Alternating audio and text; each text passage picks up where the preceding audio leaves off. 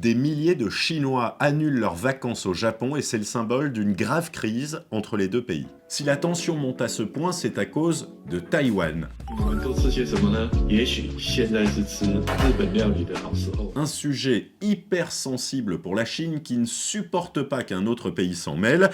台湾是中国领土不可分割的一部分。 Alors quand la première ministre japonaise, Sane Takaichi, dit qu'une offensive chinoise sur l'île pourrait menacer la survie du Japon et donc qu'elle pourrait, pourquoi pas, déployer des troupes, Pékin voit rouge.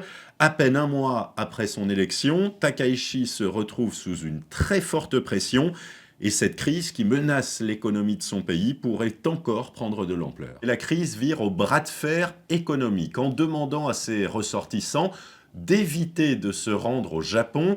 La Chine tape là où ça fait mal en s'en prenant à un secteur clé de l'économie japonaise. Seulement quelques jours après cette petite phrase, les effets sont dévastateurs pour le tourisme au Japon, avec l'annulation d'environ 500 000 billets de voyageurs chinois. C'est l'estimation d'un spécialiste du secteur aérien, et c'est un signal très inquiétant pour le Japon, car si cette destination est prisée de voyageurs du monde entier, les Chinois représentent un quart des visiteurs étrangers.